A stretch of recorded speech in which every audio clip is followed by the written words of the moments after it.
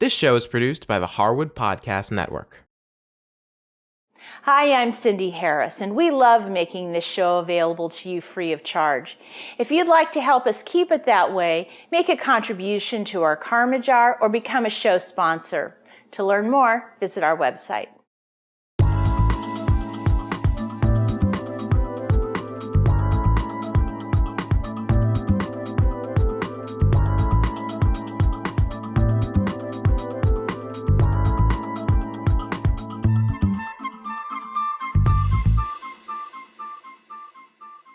Today I'm baking a batch of apple hand pies.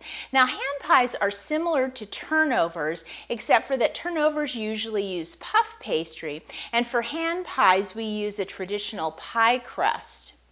These hand pies are filled with a delicious apple filling that we'll make, and you'll see the size is just perfect for holding in your hand. Now for hand pies, we need to make pastry and a filling, and I'm going to start with the pastry. But I did want to tell you, I'd gotten an email from a viewer who had asked, could I show how to make a homemade pie crust? And this is a wonderful crust to know how to make. I do it all in my KitchenAid mixer. You could also use a hand mixer if you'd like. It rolls out beautifully and it has a fantastic flavor. Have you ever had pie where the crust just has no flavor and people don't even really want to eat it? Well, that will not happen with this pie crust. So to begin with, we're going to put in half a cup of sugar, and then I have a cup of butter, and I'm going to take each of the sticks, cut them in half lengthwise, and then into cubes because I find that helps it cream up really nicely. And I'm going to let this cream together on a low speed.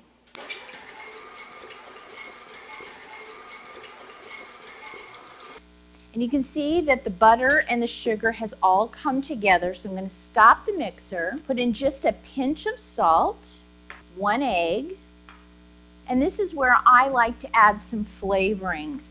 Now in every crust I like to put a teaspoon of vanilla because that just gives it a wonderful, almost kind of shortbread-like flavor. But to go with these apples, I love a little bit of almond with it. So I'm also going to add 1 teaspoon of almond extract. And then I'll put this back on a low speed and let these ingredients cream together. Now once this is creamed together, I'm going to stop the mixer and measure out my flour. Just using a regular all-purpose flour. And I'm measuring out 2 1/4 cups. I'm just going to put it right in the bowl. And again, put this on a slow speed until the dough comes together. Now you can see the dough has come together. It's kind of a soft dough, but that's okay. I'm going to take some flour, put it on my board, and I'm going to scrape this onto the flour on my board. Sprinkle a little bit more flour on top, and then I'm just going to push this together. And you can see it comes together really fast. This is such an easy dough to make because I let the mixer do all the work. I don't have to cut in the butter and all of that. And look what a nice dough this is. Now we want to press it out into a disc like this. And now I'm going to wrap it in plastic. Now once it's wrapped in plastic, I'm going to put this in the refrigerator for about an hour. And the reason we do that is we want to have 2 things happen. One, we want the glutens that we've just formed with the flour and the butter and the liquid of the egg to kind of relax. It will make it easier for us to roll out. And then 2, this is a little bit too soft. I need that butter to firm up for me. So we'll just pop this in the refrigerator for an hour and then it'll be time to roll out. Now we're going to make our filling. I need to end up with 3 cups of a finely chopped apple.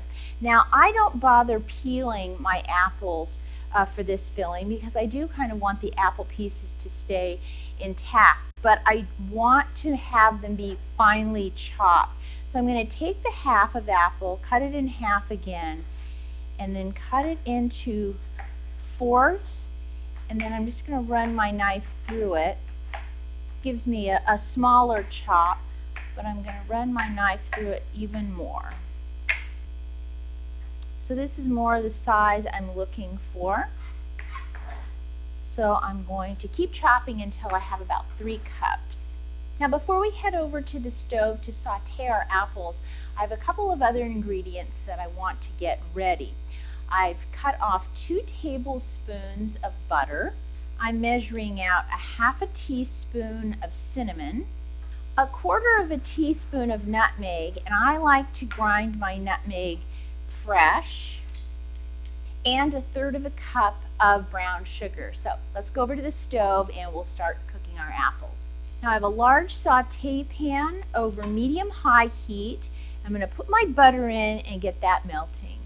Now the butter is melted and you see how I'm starting to get some of the foaming. That's what I want to wait for this to do, because then it'll be time to put in our apples. And I'm going to saute the apples for 3 minutes. The apples are starting to soften at this point, and I'll add my cinnamon, my nutmeg, and my brown sugar.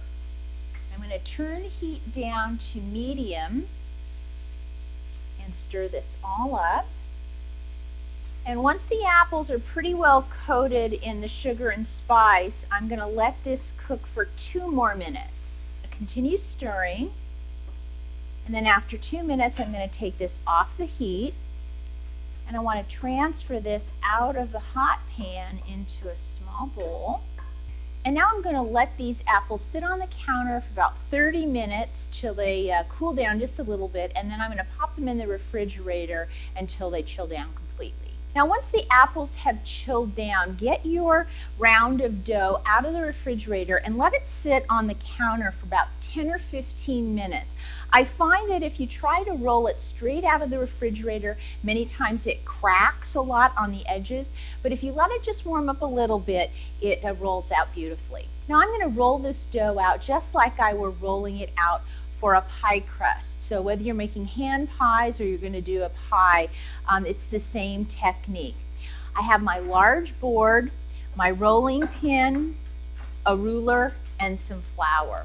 So I'm going to first dust my board with flour. I'm going to unwrap my dough, and you can feel it's solidified quite a bit.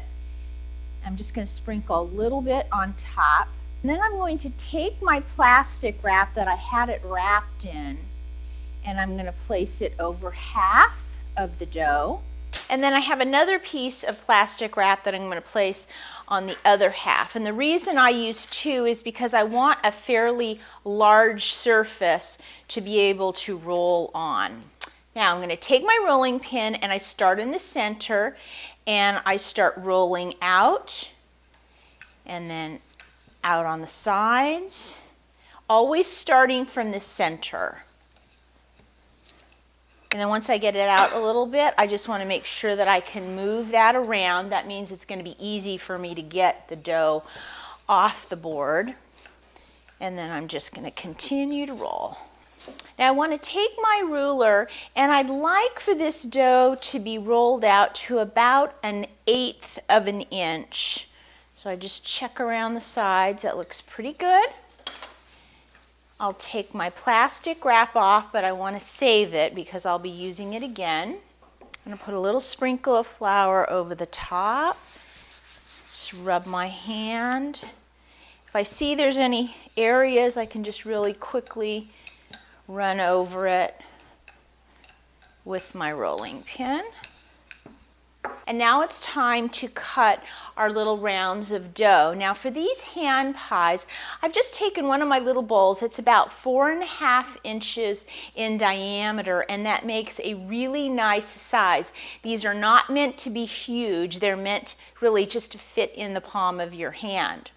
Now once I cut the dough, I want to have a baking sheet with a piece of parchment at the ready over here at the side. I'm going to take my bowl, and I want to get as many rounds out of this rolling of my dough as possible. So I'm going to put it right at the edge and then take my sharp paring knife and run it around the edge. And then I'm just going to continue making more rounds. Now it looks like I'll easily get 4 out of this. And now I'm going to take and remove the excess. We're going to re-roll that, so we'll want to keep the trimmings to the side. And then I'm going to take my little rounds of dough and I'm going to place them on my parchment sheet. Now I want to get at least 6 rounds on my cookie sheet, so I'm going to gather my scraps together. You can see we have quite a bit of dough here. Make sure that my board is nicely floured. And when I put them back into a round like this, I want to make sure that it's fairly smooth on the top. Then I'm going to place my plastic back on top and roll it out again. Now the dough is going to be much softer this time, so you don't have to use a very heavy hand with it. And I'll remove my plastic, dust it with just a little bit of flour, make sure that I can move it on my board easily. And then I want to just do a double take. If it looks like it needs to come a little thinner, I can. And then I'll cut out a few more rounds.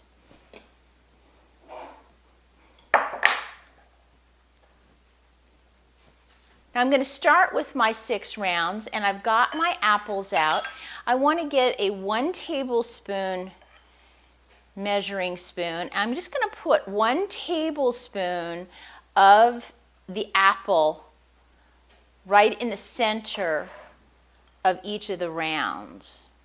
Then I have a little bowl of water that I'm going to put my finger in, and I'm going to paint that all around the outside edge of the dough.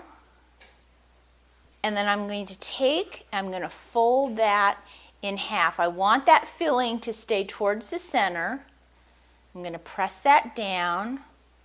And then I'm going to take my fork and I'm going to crimp the edges. And to do that, you just press it down, not all the way, about halfway down with the tines of my fork.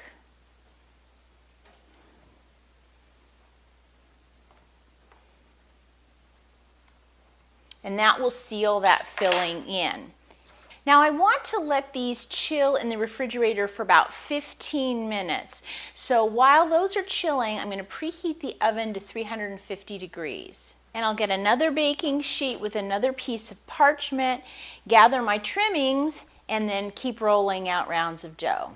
Now when you get to the next 6 pies, you're going to see that there can be a little bit of juice in the bottom of the apples, and we don't really want that so much. We'd really just want the apple. So as you spoon it out, just be kind of mindful that we leave as much of the juice in the bottom as we can. And now I'll put the second sheet also in the refrigerator to chill down.